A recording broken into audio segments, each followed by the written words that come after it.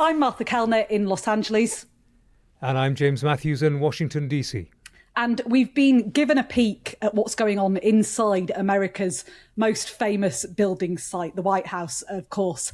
It was like a bizarre version of Welcome to My Crib from the president himself. Yeah, and for older listeners, that would translate as through the keyhole. We'll also be looking at something else, a court case that's opened up a conversation about postnatal psychosis and how that is treated in the United States. Yeah, all that, and there's more reasons now to be careful of what we eat here in America. I'm not just talking about the salt and sugar content. So Donald Trump's been showing off his renovations at the White House, James. I'm thinking of it as MTV's Welcome to My Crib, Pennsylvania Avenue edition. Yeah, like I say, through the keyhole for those of a certain generation, Lloyd Grossman, David Frost and all that. But yeah, we got this full guided tour from the president himself, and there's nothing he prefers to talk about, is there? And the helipad, I think you'll be very excited to see. It's really something very, very special. Come on over here. So there you go, a man with a lot on his plate, the Iran war, affordability crisis, midterm elections snarling up ahead. Never mind any of that. Donald Trump took us on a trip into his happy place, his comfort zone, property. The media were given this mini tour of the White House South Lawn, half an hour's worth. And this is the place where they're building this new helipad. They're actually rebuilding it because Donald Trump, he didn't like the slope on the first one. And this was quite the spectacle, I thought, Martha. It looked like an estate agent giving a prospective buyer the full guided tour. I mean, this helipad, it addresses the problem with using ever more powerful helicopters on the South Lawn grass. That's been an issue because of damage to the grass. Although many people do say that, that visual of Marine One landing on the lawn, it's iconic and it's something that should be left alone. Yeah, I agree. I would leave it the way it is. President Trump, he doesn't concur, so a helipad it is. And we got this tour. Now, I don't know what you thought, Martha, but I mean, there is a value in it, I suppose, a window on the White House. I also do think it was quite a curious spectacle, giving off that teenage boy showing off his train set for me. Some of the lines he came away with. One thing I know how to do is build, he said. And not for the first time. It was one of those, if you were reading the script off the page, it actually sounded like a 13-year-old. At one point he said, "This is a great flagpole. It's tapered. It's not a straight up and down job. I'm very good at flagpoles." So, that was the kind of... The centrepiece, as you say, is this helipad, isn't it? That's what he's particularly proud of. And he was speaking about how visiting dignitaries will share his sentiment. I'm not quite sure about that. But, people like Xi Jinping, who he... obviously has a bit of a man crush on. He's going to be one of the first ones to land on that new helipad when he arrives next month. And the conclusion to the tour was a granite slab. And Donald Trump gets out his favourite Sharpie and signs the granite slab. So who knows what that's going to go for on auction in however long. Yeah, indeed. And there was a moment when Donald Trump, he spoke about the grass around the helipad.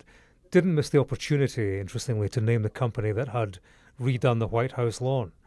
Just happened to be a company that had contributed to his political campaign. And I did notice that upon that endorsement, the share price of this grass company was smoking. Sorry about that. It rose nearly 3%. So let's hear it for the grass. We did, actually, in the words of the president himself. This is all brand new grass. The grass was in terrible shape, and we have a great man that works here for 54 years, Dale. And he said, it'd be nice to be able to change the grass. Grass has a life like humans have a life. Yeah, we don't yet know if Four Seasons landscaping was involved or not. But this ludicrous idea of grass having a life is a thought so profound that the president has actually used it before. In August last year, he did a speech to federal police when he was talking about returfing all of DC's parks. And, it did feel like peak Trump, didn't it? Yeah, it was, Martha. And, You know, he wasn't just grassing it up, because he was talking about the stonework as well. Or is it nature? Or is it a bit of both? Have a listen to this. This is the highest quality stone you can get, and especially for something like this, it's rated 1,000,000-year plus. That means it has 1,000,000-year life. Can you imagine that? It's 35,000 pounds per square inch. If you look at hard concrete is 5,000 pounds. This is 35,000. So nature is stronger than what the human can produce. It's really pretty amazing. So all this, Martha, at a time when the US national debt has climbed beyond $40 trillion for the first time. The government's now spending more on interest than it is on defence. Tone deaf, some might say. Yeah, and I'm sure there'll be plenty of Americans watching that spectacle, that farce in some minds, and wondering, is a presidential property makeover what the country needs right now? I also noticed that he is changing the way he's talking about the ballroom. There's currently this legal battle with the National Trust for Historic Preservation about that ballroom and about whether it's right that he's making these changes. I'm sure it's not purely coincidence that he's now started talking about the ballroom in security terms, the drone capabilities it will have, the sort of practical benefits of it, the things that make it sound less like a frivolous facelift, and more like critical infrastructure. Yeah, that's right. The Supreme Court, the clock is ticking, actually, on its ruling that construction has to halt. And I think you're right. I think his commentary increasingly about this military installation as opposed to a ballroom, that plays into the administration. They're appealing against the rulings halting the project, saying that the safety of the president would be in jeopardy. And I think Donald Trump is nodding to that. Now, we've both been following a court case here in the United States that has attracted attention around the world. Yeah, Lindsay Clancy is the name of a mother from Massachusetts. She's accused of killing her 3 children in 2023. She's now on trial, and it is a divisive, very upsetting case here in the United States. Yeah, this week we've heard some of the most dramatic evidence testimony yet. Lindsay Clancy's defence team isn't arguing that she didn't do it. They accept that she killed her 3 children, but they're saying that she did it because of postnatal psychosis. In essence, it is an insanity defence. Yeah, Lindsay Clancy, she was a delivery nurse, a mother of 3, by all accounts somebody who did adore her children. But the death of her children occurred in January 23. Her husband, Patrick, had been out for less than an hour. He went to pick up takeout food. He returned to find 5-year-old Cora Dawson, who was 3, and 8-month-old Callan dead in the basement of the family home. Lindsay Clancy had strangled all 3 children using an exercise resistance band. She then stabbed herself in the neck, slashed her wrists, and jumped from a window 20 feet high. She survived that, but was paralysed in the process. Yeah, the details in this case are utterly horrific. Obviously, what she did is deeply disturbing, but it's not straightforward. There are other things for this jury to consider, and that's why this trial is being talked about more than any other story in America at the moment. Outside that courthouse, every day there's a group of 300 plus supporters for Lindsay Clancy, most of them women, many of them wearing pink, holding up signs saying things like, "Believe her," and "She needed help." And it's prompted this national conversation now about healthcare for women, especially after childbirth. And the court heard that Lindsay Clancy was struggling for months following the birth of her youngest child. She wasn't sleeping, she was suffering from anxiety and depression, and she tried desperately to get help. She was put on a carousel of 13 different medications. Twice she phoned a suicide hotline but was turned away. She went to the local accident and emergency department, turned away from there too. Even her own mother-in-law, the mother of her husband, said that she wasn't herself and that she was begging for help. The trial has been live streamed and there is a huge worldwide audience for it. It has provoked a conversation about how seriously the medical system takes maternal mental health. For the jury, that is the heart of the matter. Yeah, the prosecution are saying that this was planned. They argue that Lindsay Clancy deliberately sent her husband out of the house to get that takeaway food, creating a short window of time where she was alone with the children. They've pointed to the fact that she'd taken the children to appointments that day, played with them in the snow, and appeared to be functioning normally, they say. Their argument is pretty simple. They say this wasn't psychosis, it was cold-blooded murder. The defence counters that that's an oversimplification. They've told jurors that Lindsay Clancy was suffering from postnatal psychosis, a rare but a devastating psychiatric condition that can develop following childbirth. Her lawyer says she heard voices telling her to kill the children and then take her own life.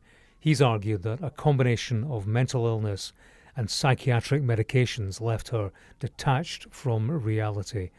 One of the more emotional moments in this case came when Clancy's former mother-in-law, Susan Clancy, took the stand. She loved her children, all of them, very, very much.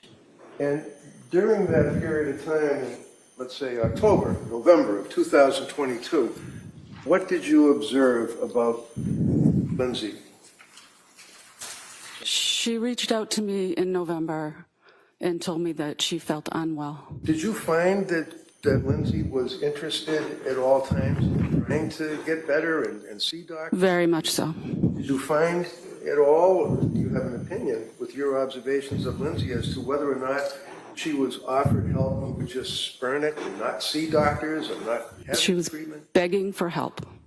We've also heard emotional testimony from the husband, Patrick Clancy. He was the first witness called, and jurors listened to the 911 call where he tells the dispatcher she killed the kids. Publicly, he has said that he forgives his wife, not because he thinks she's innocent, but because he believes that she was ill. Yeah, and that gets to why this case has become so much bigger than just a criminal trial. You know, it's opened all of these conversations about postnatal maternal health, and it's something that has really grabbed people. I'm in LA, where obviously there's not the political discussions that you're regularly having outside of work that you're having in DC, James. But This is something where every party that I've been to in the last few weeks, people are talking about it. I heard a husband and a wife having a very heated argument about the facts in this case and what it means for America and the way women are treated, and also the role that husbands play in childcare as well, about medication, about diagnosis, and what happens when the system misses something. And of course, the public, they make up their own mind. Many think this is an open and shut case. 3 children dead. The person who killed them has admitted killing them. Many believe that mental illness shouldn't remove criminal responsibility. There are limits here on the defence of insanity. That's in part of the United States. That follows a Supreme Court ruling 6 years ago. Several states have since removed it as a defence. Yeah, Katie Miller, the wife of Donald Trump's deputy chief of staff, Stephen Miller, she is one of those people you mentioned, one of those people who believes that mental illness shouldn't remove criminal responsibility. She's never one to mince her words. She's very active on social media, hosts a podcast, and she wrote on X, Lindsay Clancy deserves to die for murdering her 3 children. Any mother that kills her own children is by definition psychotic. Lindsay is no exception. She was also talking about, you know, a lot of the conversation on social media, which has erupted around this. She said, I've watched countless women on TikTok and Instagram claim this could be them. But guess what? You didn't murder your own children. And that's the sort of polemic arguing that's happening at the moment. Some people saying, hang on, she was let down by the system. And people like Katie Miller saying, no, you know, she deserves the book thrown at her and everything else. Yeah, it's a case where nobody's really arguing about the facts of the matter. The argument is about how to interpret them, I suppose. A few weeks back, we were talking about this outbreak of severe diarrhea across the United States. Health experts struggling to pinpoint the cause of it all. It obviously turned out that it was lettuce that had become contaminated. Well, now there are even more food scares. Yeah, was it not actually explosive diarrhea, Martha? It was, yes. We're not downgrading it to severe, are we? Forgive me. Yeah, scary indeed. A number of items have been recalled for fear of E. coli, a type of bacteria that, of course, can contaminate food and cause severe illness. In fact, the Food and Drug Administration, the FDA, it's upgraded a recall of blueberries to the highest risk level, indicating what they describe as a reasonable chance of, and I'm quoting, serious adverse health consequences or death from E. coli contamination. Killer blueberries, no less. So far, it's hospitalised 4 people and 12 others are sick in Georgia and in Florida. Yeah, and more worryingly, it doesn't stop there. The FDA has also recalled sourdough bread. I'm in trouble because sourdough bread and blueberries are about 50% of my diet. But sourdough bread has been recalled in Seattle, which is due to contamination with shards of metal. There's also an issue with jalapenos, which have been linked to hundreds of cases of salmonella, causing hospitalizations across the country. It could be a big first week in the job for whoever becomes the new lead of the FDA. That is a position that is currently unoccupied. President Trump's nomination is an aide of his, Dr. Heidi Overton. Yeah, she's the one, Martha, that Donald Trump called a rock star when he nominated her for the role on Truth Social. He said she would deliver on his priorities of faster cures, innovation, lower drug prices, and more wins for RFK Jr.'s Make America Healthy Again movement.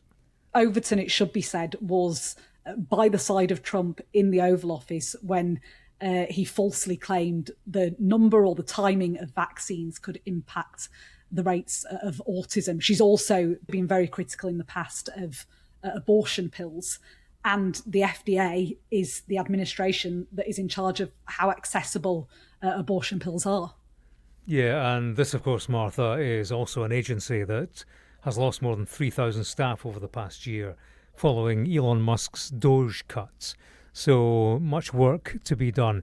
Her entry, of course, includes other stuff like peptides, drug regulation, something I know that you've been doing much reporting on. Subscribers will have heard your compelling episode on psychedelic ibogaine. If you haven't, do go and listen to that or follow the link in this episode description to become an insider. Well, that's all we've got time for today. Please do also look out for our insider episode on Saturday. You'll be joined, James, by Helen Ann Smith from our China Bureau, and you're going to be discussing America's changing relationship with Asia. Yeah, that's right. Looking forward to that. Many thanks to you for listening and for watching.